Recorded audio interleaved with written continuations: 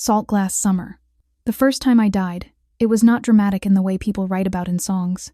It was quiet, wet, and humiliating. My cheek pressed to a plank of salt-stained wood on Gullhaven Pier, while winter rain needled through my coat, and the tide kept breathing under me, as if it could pull me back into something softer. I remember the smell more than the pain. Diesel from the fishing boats, rust from the chain links, and the sharp sweetness of the cinnamon rolls the night vendor baked for tourists who never came in February. Above the pier lights, a gull circled once, screamed like it was scolding me, and then vanished into fog. I had been thrown out of the house an hour earlier, barefoot in the slush, my suitcase half-zipped because my hands were shaking too much to close it, and when I tried to call Dad, the number rang and rang and rang until my thumb slipped and my phone sank into a puddle as if it wanted to die with me. I told myself I would not cry. I told myself that rage was warmer than tears.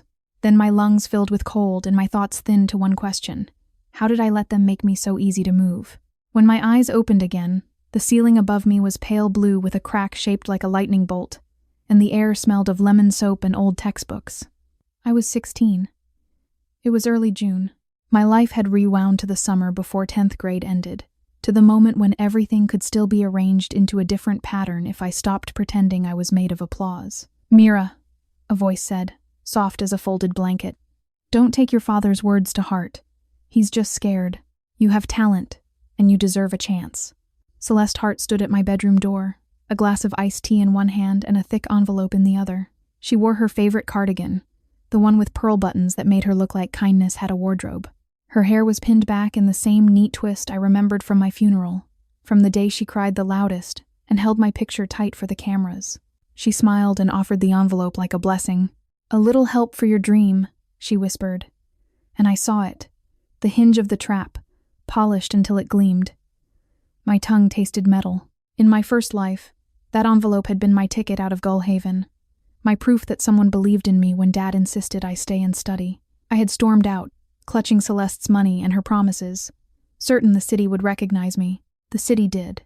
It recognized me the way a grinder recognizes coffee beans. This time, I accepted the envelope with both hands, because refusing it would have warned her that I remembered, and I wasn't ready to be hunted openly. "Thank you," I said, and my smile came out clean. Inside, my thoughts were already stacking like crates in the warehouse. Count, label, move, hide, retrieve.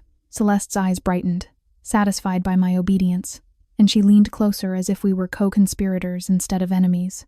"I even found a contact," she murmured. "A producer in Northbridge who loves fresh faces."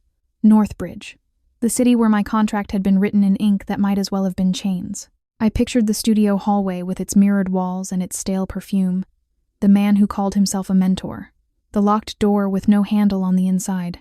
I felt my stomach lurch, but I kept my face smooth.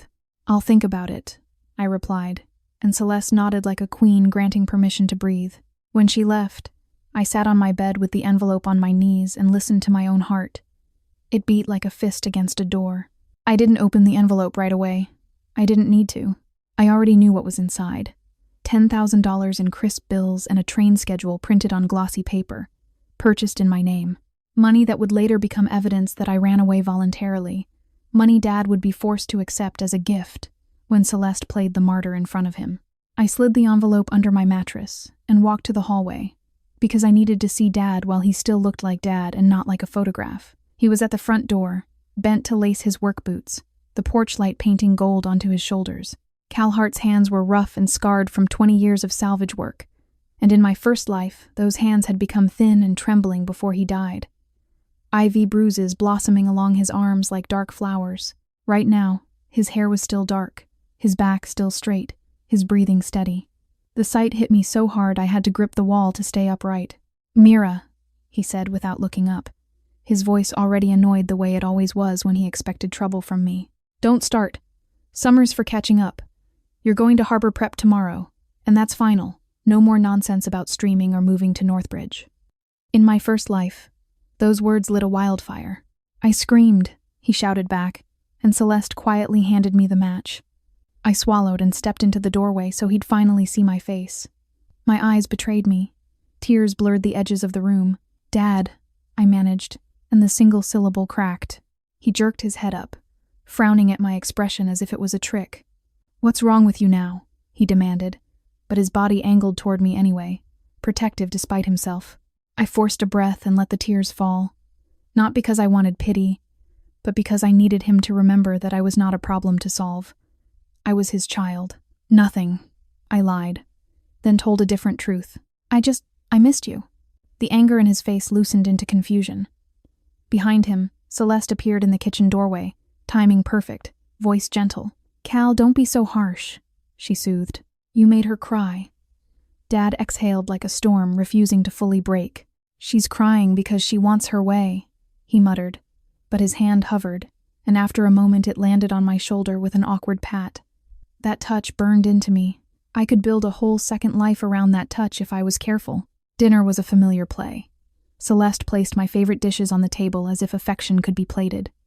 Juniper, her daughter, my stepsister, sat with a serene smile and perfect posture, and Dad tried to act like his temper was a tool he could put down when he was done using it. Juniper had been 14 in this timeline, 2 years younger than me, with honey brown hair and the kind of pretty that made teachers soften their voices. In my first life, she grew into the woman who sat beside Celeste in court when Dad's will was updated, and she cried the moment the judge looked at her, as if crying was a button she could press on command. Tonight, she met my gaze with innocent curiosity. "I heard you might go to Northbridge," she said, voice light. "That's exciting." Celeste's eyes flicked to Juniper in warning, too quick for anyone else to notice. Dad's fork paused midair. "She's not going anywhere," he said, and the words snapped like rope. Celeste smiled wider. "Cal, darling, dreams aren't crimes," she replied. "Mira has a spark. We shouldn't smother it." Dad's jaw tightened. "A spark burns down houses," he said. "School is solid. A spark is smoke." I watched them from behind my eyelashes, measuring. Dad was predictable. Pressure made him louder. Celeste was an artist. Pressure made her softer, more reasonable, more wounded. In my first life, my mistakes gave her endless canvas. This time, I would paint on hers. I set my fork down with deliberate calm and reached into my pocket. Slowly, I pulled out a folded slip of glossy paper and placed it on the table between us. "The train schedule." Celeste's hand twitched. Dad stared at it, then looked at Celeste as if he'd been slapped. "What is this?" he asked, voice low. Celeste's expression bloomed into shock, then worry, then martyrdom, all in the space of a heartbeat. "It's Cal. She began. "It's a timetable," Juniper supplied helpfully, her innocence sharp enough to cut. I tilted my head. "Celeste said she supports me," I said, keeping my voice even. "She said she'd help me chase the dream you hate. She already bought the ticket." Dad's face reddened in a rising wave of fury. "You did what?" he demanded, and the table seemed to shrink under his stare. Celeste blinked, eyes glossing. "I was trying to protect your daughter from your temper," she whispered. "She's so sensitive, Cal. You don't see how you crush her." Dad pushed back his chair, wood-scraping tile. "Don't you talk about me like I'm some villain," he growled. "You came into my house, and I trusted you because you were Elise's friend. Elise." My mother's name, spoken like a bruise. Celeste's lips trembled. "I am still her friend," she said softly. "That's why I'm here." In my first life, that line worked like a key. It opened Dad's guilt and locked him back into obedience. Tonight, I watched his shoulders tense as if he wanted to believe her and couldn't. I decided to wedge the crack wider. "Dad," I said, gentle, "if Celeste has $10,000 sitting around for my dream, then maybe you don't need to give her extra for household expenses every month." The words landed like a brick, dropped in still. Water. Celeste's eyes widened, and for the first time, fear flickered openly. Dad's anger snapped sideways. "You have private savings like that?" he demanded of Celeste. "And you've been asking me for more?" Celeste opened her mouth and closed it, the cardigan suddenly looking like costume. Cal, that money was from before. It's for emergencies," she stammered, "and Mira's dream is an emergency to her." Dad's laugh was short, bitter. "Then use it," he said. "Use all of it, because from now on, you're not getting a cent extra from me." Juniper's eyes flashed, fast and hot. Then she lowered her gaze as if trained. I chewed slowly, hiding the satisfaction that rose like warmth in my chest. The first rope I had cut was small. but it was a rope that had held the whole tent in place. After dinner, Celeste came to my room, quieter than before, anger packed into her smile like a blade hidden in flowers. She shut the door carefully. "That was unnecessary," she said, voice sweet enough to rot teeth. "You embarrassed me." I leaned back on my desk chair and met her gaze like a mirror. "You bought a ticket without asking, Dad," I replied. "He deserved to know." Celeste's nostrils flared. "You used him," she hissed. "You know he's proud and stubborn." I let my shoulders rise in a mild shrug. "I'm 16, I said. "I'm allowed to be dramatic." Celeste's eyes narrowed. "Listen to me," she said softly, stepping closer. "If you want to play games, I can play better." Her tone was a promise. In my first life, those words would have terrified me. Now they steadied me. "Then we'll both play," I said, and watched her mask slip for a fraction of a second before she left. The next morning, Dad drove me to Harbor Prep himself, despite being late for work. The truck smelled like seaweed and engine oil, and the peppermint gum he chewed when he was stressed. He gripped the steering wheel so tight his knuckles whitened. "You're not going to Northbridge," he said again. But the edge was gone. Under the command was something like pleading. I looked out at the harbor, at the boats rocking in their slips, at the lighthouse on Breaker Point that had watched me grow up. "I'm not going," I said quietly. Dad's head snapped toward me. "What?" I turned to face him. "I'm not running away," I repeated, slower. "I'm going to study." The silence that followed was huge. Dad swallowed, and the truck rolled over a pothole as if the road itself was surprised. "Since when?" he asked, suspicious. I almost laughed at how much my first life had trained him to expect disappointment. "Since today," I answered. "Let's start with today." At Harbor Prep, the first placement test came back with my name stamped above a number so ugly it made the teacher wince. In my first life, I would have laughed and walked out, convinced that grades were cages. This time, I held the paper like a map of where to begin. "I need the basics," I told the instructor, a thin woman with sharp glasses named Miss Rowe. "I want to rebuild from the ground up." Miss Rowe studied me as if deciding whether I was serious. "People say that," she said, "and then they get bored." "I get angry," I corrected. "Anger lasts longer." She blinked, then smiled slightly, not unkind. "All right," she said. "We'll use your anger." Every day after that, I showed up early, stayed late, and carried my shame like a weight I could lift until it became muscle. When I got home, I ate Celeste's meals without thanking her. When Dad came through the door, I asked about his day, about the boats he'd pulled in, about the storms predicted for the weekend. He looked startled at first, then suspicious, then slowly, cautiously hopeful. Celeste watched the shift with the stillness of a cat hearing a change in wind. Juniper watched too, her smile sharpening, her attention drifting toward my desk, my books, my quiet focus. "Why are you trying so hard?" she asked one afternoon, leaning against my doorframe like she owned the hall. Her tone was curious, but her eyes were calculating. I didn't look up from my worksheet. "Because I'm tired of being moved," I said. Juniper frowned, not understanding, then scoffed. "You're still you," she said, and walked away. A week later, Celeste tried to herd me back onto the path she preferred. She offered karaoke vouchers, glossy invitations to creator workshops, and a phone number scribbled on a business card with a gold logo that said Tide Light Media. She placed them on the kitchen counter like bait. "You can study and still build your brand," she purred. "Smart girls diversify." I picked up the card, read the name, and felt my pulse jump. The same company that had trapped me later, under a different rebrand. In my first life, I signed their contract on a marble table while a man told me I was chosen. In the margins, hidden behind friendly fonts, were clauses that gave them my image, my voice, my hours, my freedom. I set the card down with care. "No," I said simply. Celeste's eyes cooled. "You'll regret turning down opportunities," she warned. "Opportunities that come with locks aren't opportunities," I replied, and her lips pressed together as if she had bitten something sour. That night, I heard her whispering to Juniper behind their bedroom door.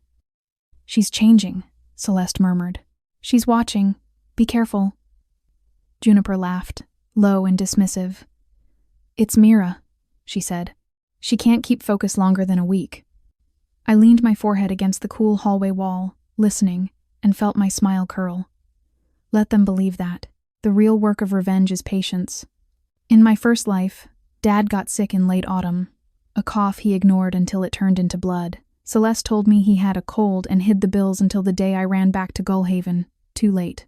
This time, I watched Dad the way sailors watch clouds. I tracked his exhaustion, his appetite, the way he rubbed his ribs when he thought no one was looking. One evening, while he rinsed dishes, I said, "You're going to see Dr. Keene tomorrow." Dad spluttered. "What? I'm fine." "You're not," I replied, and handed him a printout of appointment availability I'd snagged from the clinic website. I booked it. Dad stared at the paper, then at me, then barked a laugh. "Since when do you book my life?" he asked. "Since I'm trying to keep you alive," I said, and my voice shook despite my efforts. Dad's expression softened into something almost frightened. He turned away quickly, pretending to scrub a pan that was already clean. "All right," he said hoarsely. "I'll go." Celeste overheard. Of course. She always did. At breakfast the next day, she smiled brightly. "Oh, Cal, doctor visits are such a hassle," she said. "You're just tired. You work too hard because you worry about Mira's future." She angled the blame toward me like a weapon. I sipped my tea and let my gaze meet hers. "If you worry about his health, you can drive him," I offered. Celeste's smile tightened. "I have a meeting," she said quickly. "A charity planning thing. Then Juniper can drive him," I said, turning toward my stepsister. Juniper blinked. "I have summer coursework," she lied. Dad's gaze slid between them, suspicion stirring. "I'll drive myself," he grumbled. Celeste reached for his hand. "Don't be dramatic," she coaxed. Dad pulled away. "Enough," he said, and the word held a new hardness I had never heard before. The appointment confirmed what I feared. Early-stage silicosis from years of breathing dust in old ship holds, aggravated by the solvents used in salvage. It was treatable if managed now, not later. Dad sat in the clinic chair, staring at the doctor as if the man had spoken a foreign language. Celeste wasn't there to translate the danger into something small. I was, and I refused to shrink it. "We'll adjust your work," I told Dad on the drive home. "Masks, breaks, no more crawling into holds without ventilation." Dad's mouth tightened. "If I work less, we earn less," he said. "Then we earn smarter," I replied. "We plan." Dad glanced at me as if I were a stranger. "Since when do you plan?" he asked, but his voice held wonder instead of accusation. In the following weeks, I asked questions about the salvage business that I never asked before. The margins, the permits, the seasonal patterns, the insurance clauses. Dad began teaching me reluctantly, then proudly when he realized I wasn't mocking him. We spent evenings at the kitchen table with charts and receipts. Celeste watched from the doorway with a smile that didn't reach her eyes. "Look at you two," she said lightly, "like partners." Dad grunted. "She should have been like this years ago," he said. I kept my head down, because guilt was a blade that could cut me open if I let it. On a humid Saturday, Dad's crew hauled in a rotting sailboat that had snapped free during a night storm. While Dad supervised, I climbed onto the deck and found a familiar object wedged beneath a bench. My mother's old brass compass, the one she used when she and Dad were young and reckless. My chest tightened. In my first life, that compass vanished after Dad died, sold or stolen when Celeste handled the estate. I held it in my palm now, cool and heavy. Under the lid, Elise had scratched a tiny message. "For Cal, when he's lost." I swallowed hard and slid the compass into my pocket, feeling as if I'd recovered a piece of my mother's voice. That evening, I placed the compass beside Dad's plate at dinner. Dad froze when he saw it, his fork hovering. "Where did you get that?" he whispered. "On the boat," I said gently. "Mom didn't lose it. It was waiting." Dad stared until his eyes shone. Celeste cleared her throat, uncomfortable with tenderness she couldn't control. "Elise always loved her little trinkets," she said dismissively. Dad's gaze snapped up, suddenly sharp. "Don't talk about her like she was decoration," he said, and Celeste's lips parted in shock.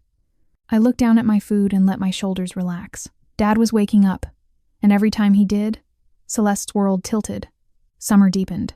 Harbor Prep's lessons began to stick, and the numbers on my quizzes started climbing like tide lines. Miss Rowe began giving me harder problems.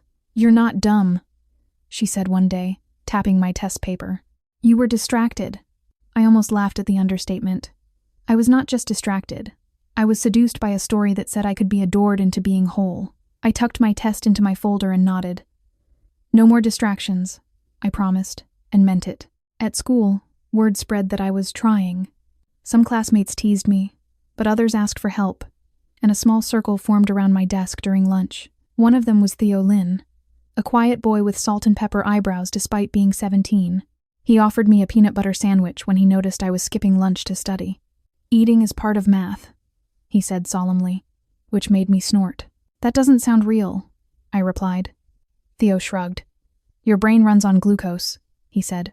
If you want to win, feed it. Win, the word sparked. In my first life, I only competed for attention. This time, I wanted something measurable. A scholarship, a program, a door that didn't require me to sell my name. Theo mentioned the Maritime Futures Scholarship, an annual competition sponsored by the Coastal Engineering Institute in Northbridge, not the media city, but the northern port where ships were built. The scholarship funded students who wanted to study marine design, environmental mapping, and harbor safety. They like projects, Theo said, not just test scores. My pulse quickened. In my first life, a storm called the Gray Line Surge hit Gullhaven in late October, destroying half the pier and nearly killing Dad when he tried to secure equipment. The town rebuilt slowly, and Celeste used the disaster to push a development deal that sold our waterfront rights for pennies. I remembered the surge's date and the way the wind sounded like a giant tearing paper. I could build a project around that, a warning system, an emergency plan, something that made Dad's work safer and made the town listen to me. I could turn my memory into leverage. I want to enter, I told Theo. Theo's eyes widened. You? He asked, then bit his tongue as if he'd insulted me. I smiled thinly. Yes, I replied. Me. That night, I researched past scholarship winners, project criteria, and submission deadlines. I built a plan, a low-cost sensor network using repurposed phone components and weatherproof casings, designed to monitor pier stress and tide surges, sending alerts to phones in real time. Theo helped with circuitry. Dad helped with practical constraints. Miss Rowe guided my documentation with unexpected enthusiasm. This is the first time I've seen you hungry for something real, she said, and I nodded. Real things don't vanish when the crowd goes home. Celeste noticed the soldering iron on my desk and the diagrams taped to my wall. Her eyes narrowed as she scanned the headings. Maritime. Scholarship? She read aloud, her tone too casual. Since when do you care about boats? I kept my hand steady as I stripped a wire. Since I grew up in a harbor town, I replied. Celeste laughed softly. Sweetheart, the world doesn't clap for safety sensors, she said. They clap for stars. Let them clap for someone else, I said. Celeste leaned on my doorframe, her cardigan's pearls catching light like bait. If you insist on wasting your summer with this, she murmured, at least let me introduce you to someone who can package your story. A girl from a small town building a life. It's very marketable. The word marketable made my skin crawl. No, I said again. Celeste's smile thinned. You're acting ungrateful, she warned. You took my money. I looked up, meeting her gaze squarely. And I'll return it, I said, and her eyes flickered. She hadn't expected that. I hadn't either, in my first life. The envelope under my mattress suddenly felt like poison. That weekend, I took the cash and walked to the harbor bank where Dad kept his business account. I opened a new savings account in my own name with Dad as custodian, and I deposited every bill. The teller stamped the receipt. I folded it and brought it home. At dinner, I placed the receipt beside Celeste's plate. Your money is safe, I said. When I'm 18, I'll transfer it back, plus interest. Celeste stared at the paper as if it were an insult written in ink. Dad's eyebrows lifted. What's that? He asked. I explained calmly. Dad's face shifted from confusion to relief to something like admiration. Celeste's smile broke. Mira, you're making this so formal, she said, voice strained. Family doesn't keep receipts.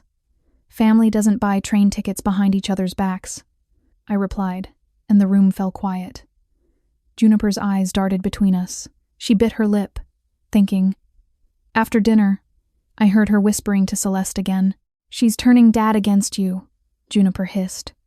Celeste's voice was low, sharp. Then we turn her against him, she said. My mouth tightened. They would try. I just had to be faster. Celeste's next move came wrapped in concern. On Monday morning, she served breakfast with the kindness dialed high. Pancakes, fruit, and a glass of green juice she claimed was good for focus. She set it in front of me with a bright smile. "Drink," she urged. "It'll help you study." The smell hit me first, bitter, like aloe and something chemical. In my first life, she used small poisons too. Not enough to kill, just enough to weaken, to make me unreliable and then call me dramatic. I picked up the glass and turned it slowly. "What's in it?" I asked. Celeste's eyelids fluttered once. "Kale, cucumber, apple," she said too quickly. I leaned closer, inhaled, and caught the faint scent of valerian, a sedative herb. Not deadly, but enough to make me foggy during my scholarship work. I smiled and stood. "I'll drink it after I grab my notebook," I said. I carried the glass to the hallway, poured it into the toilet, flushed, and refilled the glass with water. When I returned to the kitchen, Celeste watched me like a hawk. I took a long sip. "Delicious," I lied. Celeste's smile wavered, then returned, brittle. On the drive to Harbor Prep, I told Dad casually that Celeste was experimenting with sleepy herbs in her wellness blends. Dad frowned. "Without asking?" he said. "She calls it detox," I replied. Dad's jaw clenched. "She's not dosing my kid," he muttered. A small victory, but victories mattered. Mid-July, the harbor hosted the Lantern Regatta, a festival where boats hung paper lanterns and drifted along the bay at dusk. I went with Dad, kept my head down, and watched who treated Celeste like she owned the harbor. At the pier, Councilman Wren approached Celeste with an oily grin. "Celeste, my dear, how's the Tide Rise Fund treating you?" he asked. My ears perked. Tide Rise. In my first life, that fund was the high-yield coastal investment Celeste pushed Dad into, the one that vanished the month before Dad died. I watched Celeste's smile flash. "Very well," she replied smoothly. "It's helping us think bigger for Gullhaven." Wren chuckled. "Bigger, yes," he said, glancing at Dad. "Cal, you should listen to your wife. There's money to be made if you stop clinging to old boats." Dad's shoulders stiffened. Celeste touched his arm. "It's just an idea," she cooed. I stepped forward, bright-eyed, playing innocent. "Councilman Wren," I said cheerfully, "is Tide Rise the one that promises 10% monthly returns?" Wren blinked. "Well, it's because that sounds like a fraud," I continued, tone still light. "My teacher says anything that's stable and that high usually collapses." Celeste's nails dug into Dad's sleeve. Wren's smile froze. "Young lady," he said, voice tight, "you shouldn't repeat rumors." I tilted my head. "Is it a rumor?" I asked. "Then you won't mind if Dad asks for audited statements, right?" Dad turned slowly, looking at Celeste. "Audited statements," he repeated, tasting the words. Celeste's mouth opened, then closed. She laughed, too loud. "Mira's studying finance now," she joked. "She thinks everything is a scam." I smiled at her. "Only the scams," I said. Dad's gaze lingered on Celeste's face, and something behind his eyes shifted, like a rope fraying. The regatta lanterns floated out, soft and golden on dark water.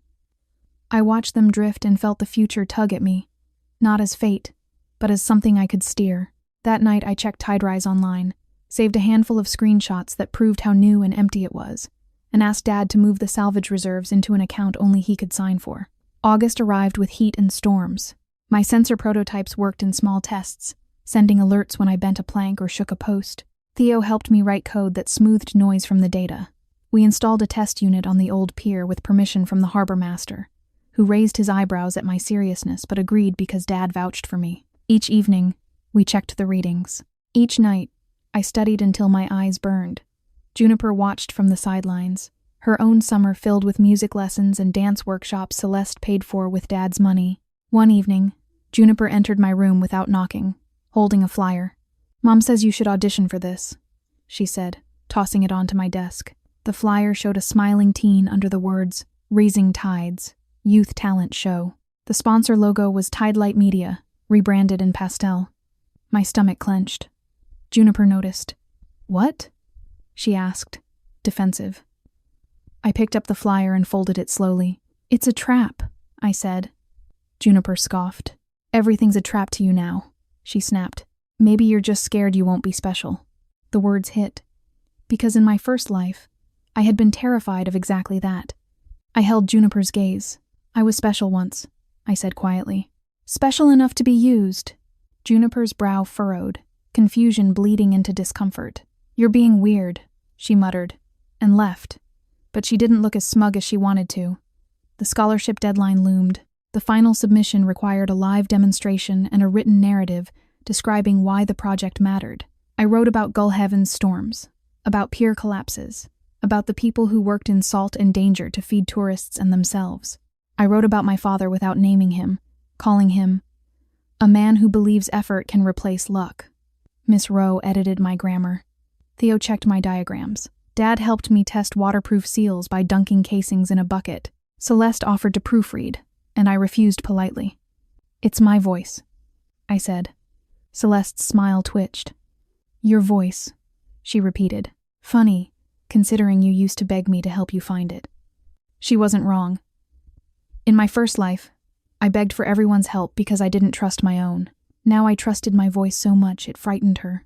On the morning of the scholarship interview, Celeste tried one last sabotage. She drove me to the institute in Northbridge in her clean SUV, insisting Dad needed to work. The sky was gray, a thin rain falling. Halfway there, she glanced at me and sighed. Mira, I worry about you, she said. This obsession with proving yourself. It's unhealthy. I stared out at the highway. Is it proving? I asked. Or is it surviving? Celeste's hands tightened on the steering wheel. You know, she said softly, if you fail today, don't blame anyone but yourself. You've been so hard on your father lately. If you let him down... She let the threat hang like bait. I turned to look at her. You don't get to use him as a weapon, I said. Celeste's smile returned, sweet and poisonous. I'm just reminding you what matters, she replied. We arrived at the Institute's glass front building overlooking the shipyard. The air smelled of metal and ocean, and the distant clank of cranes sounded like giant bones moving. In the lobby, Celeste adjusted my collar like a mother. Smile, she whispered. Make them love you. I stepped away gently. They don't have to love me, I said. They have to believe my work. Celeste's eyes hardened. She handed me my equipment case. I opened it to check everything and froze. The prototype board inside was cracked clean in half. The wires snapped, the sensor unit dangling like a broken limb. My breath caught. Celeste's face was composed, concern ready. Oh no, she gasped. What happened? My hands shook, but not with panic, with clarity. She had done it. She expected me to crumble, to melt into tears, to prove her right that I was unstable. I took one slow breath, then another. It's fine, I said, voice steady. Celeste blinked. Fine? She echoed, too surprised to act. I reached into my bag and pulled out a second prototype, smaller and sturdier, wrapped in foam. I had built a backup because my first life taught me that people who smile while helping you often want you helpless. I came prepared, I said. Celeste's lips parted, then pressed into a line. The interview room was bright, with a panel of 3 judges, an engineer with weathered hands, a professor with sharp eyes, and a Coast Guard officer in uniform. They asked me about my design, my motivation, my plans. I answered with facts and with stories, tying data to the faces of workers on the pier, tying code to the sound of wind against windows at night. When they asked why I chose this path instead of something more glamorous, I said, because I learned that attention doesn't hold a beam in place when the storm hits. The professor nodded slowly. The officer's gaze softened. At the end, they asked who supported me. I hesitated, then spoke carefully. My father taught me to respect the sea, I said, and I have friends who believe work can change outcomes. I did not mention Celeste, though she waited outside like a shadow. When I left the room, Celeste grabbed my arm. How did it go? She demanded, her smile barely covering the edge. Well, I said, and her nails tightened. You don't look nervous, she accused. I'm not, I replied, and walked past her. 2 weeks later, a thick envelope arrived in the mail with the Institute's seal. I opened it at the kitchen table while Dad watched, pretending not to. Juniper hovered in the doorway. Celeste stood behind Dad with her hands clasped. The picture of supportive family, the letter said I had won the scholarship. Full tuition, plus a stipend, plus internship placement with the Coastal Safety Division. Dad's breath left him in a sound that was almost a laugh. "Mira," he whispered, voice cracking. "You did it." I swallowed hard, because the joy hurt. Celeste clapped too fast, too loud. "I knew it," she said. "I knew you had it in you." Her eyes searched mine, looking for gratitude. I met her gaze and nodded once. "Thank you for not stopping me," I said, and watched her flinch. Dad pulled me into a hug that smelled like sea and sweat and peppermint. For a moment, I let myself lean into it, because revenge without love is just another kind of emptiness. That evening, Dad sat with paperwork spread across the table. "We need to plan for your move," he said, practical. "The scholarship helps, but housing in Northbridge isn't cheap." Celeste leaned in smoothly. "Cal, we can invest the savings with Tiderise," she suggested. The returns would cover her rent, and then some. Dad's eyes narrowed. "No," he said flatly. Celeste blinked, caught off guard. "No?" she repeated, smiling as if it were a joke. Dad tapped the folder I'd labeled insurance. "Mira showed me the registration," he said. "That funds a shell. We're not gambling." Celeste's cheeks flushed.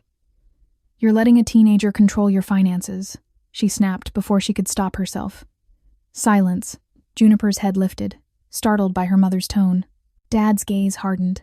"I'm letting my daughter keep me from being stupid," he said. Celeste swallowed and tried to smile again, but the mask was sliding. I took a slow sip of water and watched the family I once thought I had rearrange into something truer. Dad cleared his throat. "I've been thinking," he said, and his voice softened. "Elise left money when she died. It was supposed to be for you when you grew up. I never touched it because it felt like touching her." His eyes glistened. "But now you're leaving, and I want you to have something that's yours, something no one can take." Celeste's head snapped up. "Cal," she began, alarm rising.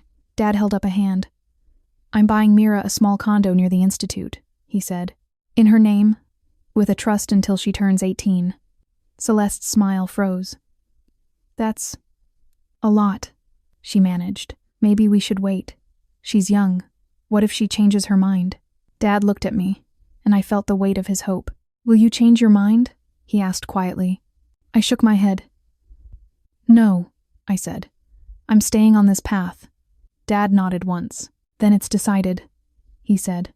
Celeste's fingers dug into the back of Dad's chair, but she kept her voice sweet. "Of course," she said. "Whatever is best for Mira." The lie tasted like sugar and ash. Over the next month, Celeste grew sharper in private. She criticized my clothes, my friends, my attitude. She tried to provoke fights with Dad by implying I was ungrateful.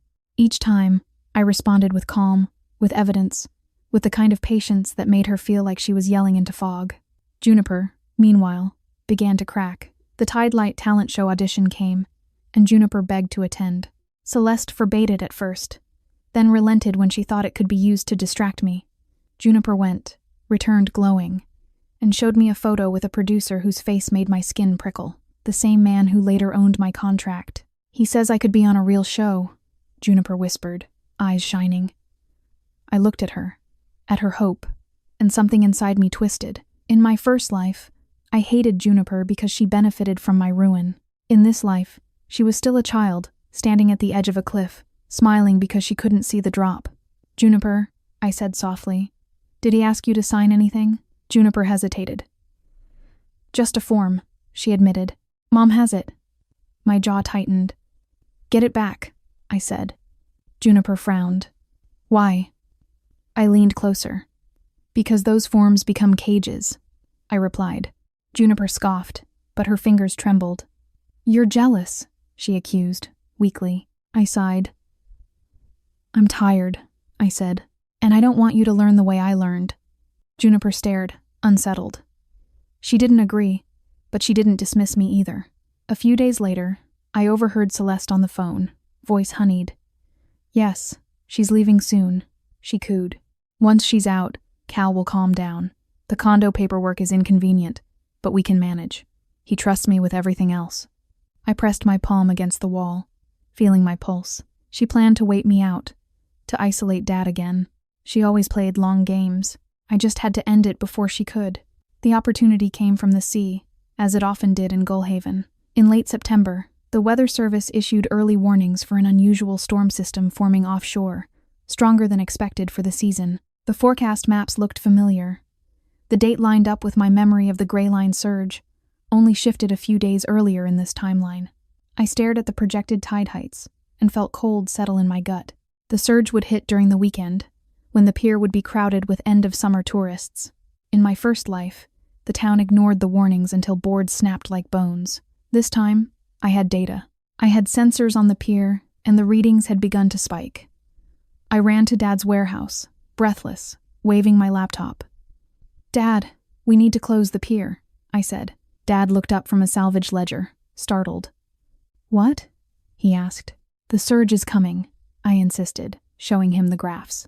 "The stress readings are climbing. If people are out there when the tide peaks, someone will die." Dad's face tightened. "The council won't close it without proof," he said. "They'll say you're panicking." "Then we show them proof," I said. We drove to the harbor office and requested an emergency meeting. Councilman Wren arrived annoyed, Celeste beside him, smiling as if she belonged there. My stomach knotted. She must have heard and rushed to control the narrative. "Mira, sweetheart," Celeste said gently in the meeting room. "Storms happen. We shouldn't frighten people unnecessarily." I opened my laptop and projected the sensor graphs onto the wall. "These readings are not fear," I said, voice firm. "They are load stress, measured every minute. The pier is approaching failure thresholds." The harbor master leaned forward, squinting. Wren waved a hand. "Teen science projects aren't policy," he scoffed. Dad stepped forward. "That teen science project just won a scholarship from the institute," he said, voice low. "And if you ignore this and someone dies, I'll make sure the whole state knows you were warned." Wren's smile faltered. Celeste's eyes flashed. "Cal, don't threaten people," she murmured. But Dad ignored her. The Coast Guard officer from the institute, the one who had judged my project, happened to be in town for a training session. Theo had texted me when he saw the schedule. I called the officer, explained quickly, and within an hour, she arrived, uniform crisp, eyes sharp. She reviewed my data, looked at the forecast, and nodded. "Close it," she said simply. The room shifted. Wren protested weakly, but the harbor master was already calling staff. Celeste's face tightened in fury, though she kept her smile for the room. As people filed out, Celeste grabbed my elbow, her grip bruising. "You think you're a hero?" she hissed under her breath. "You're ruining the town's weekend, and you're making me look foolish." I leaned closer, smiling faintly. "You ruin people's lives for profit," I whispered. "Looking foolish is generous." Celeste's eyes burned.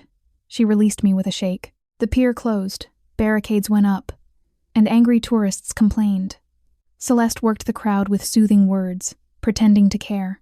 Juniper stood beside her, holding a megaphone, and I watched my stepsister's expression shift between pride at being useful and irritation at being ignored.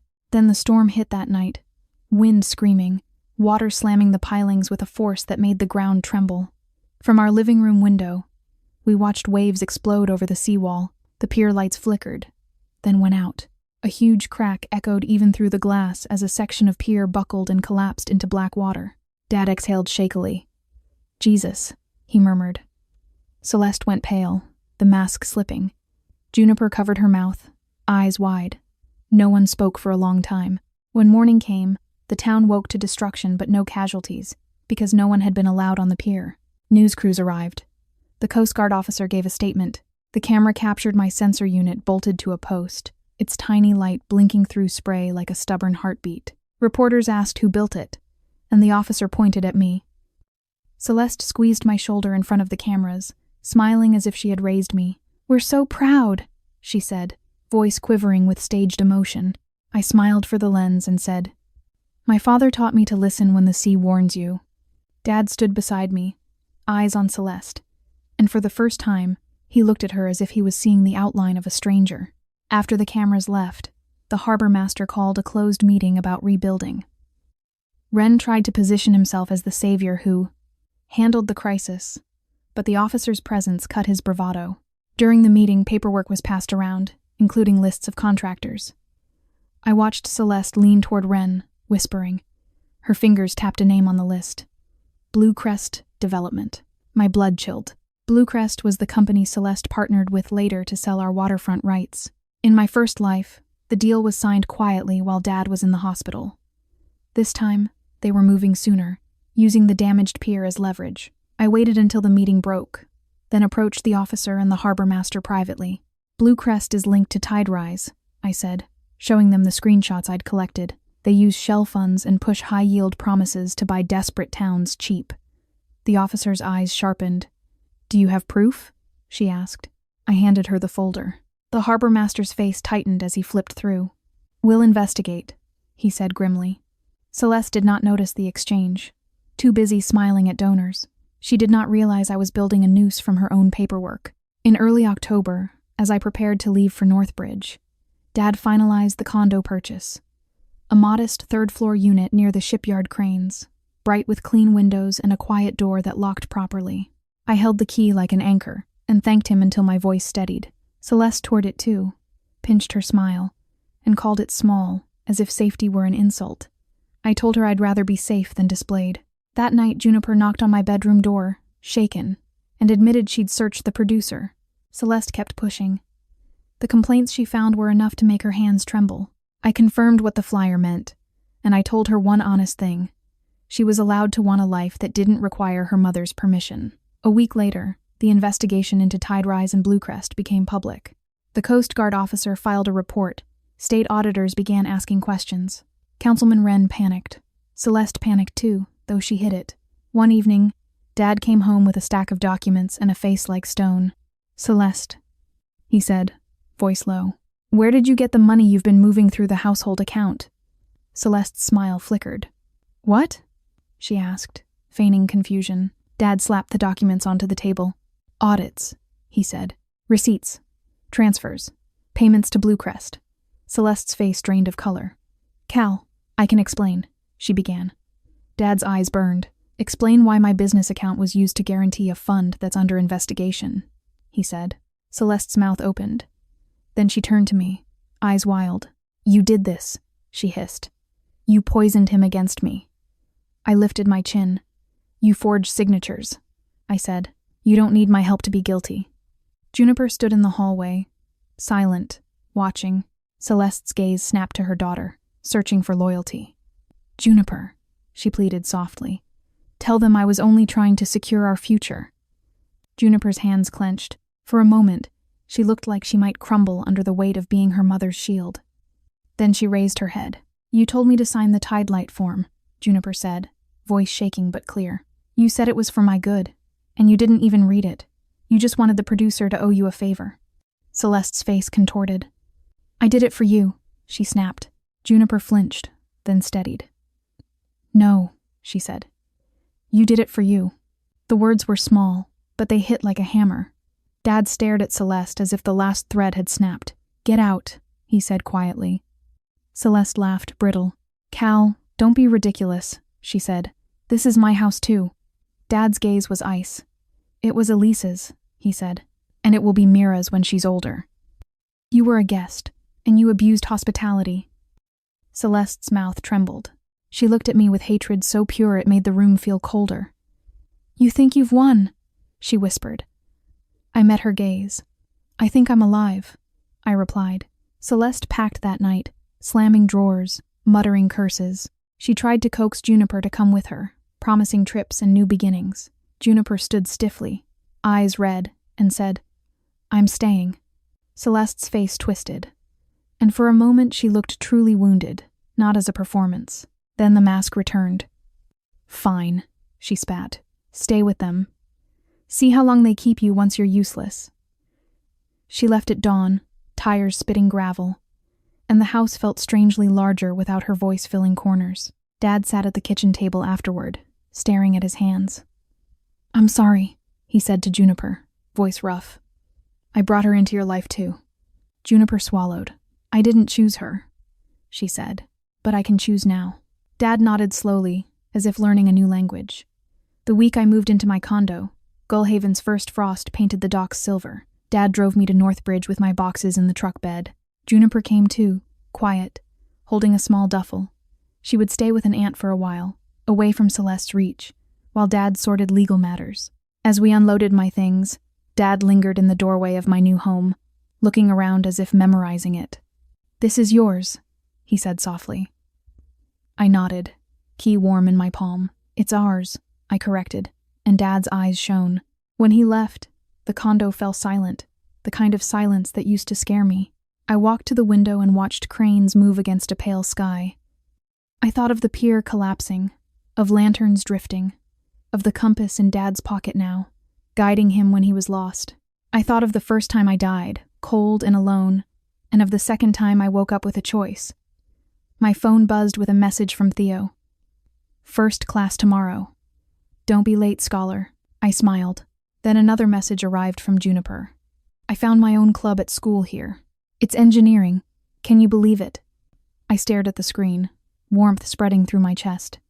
I typed back, "I can. The sea doesn't care who your mother is. It cares what you build." The night deepened.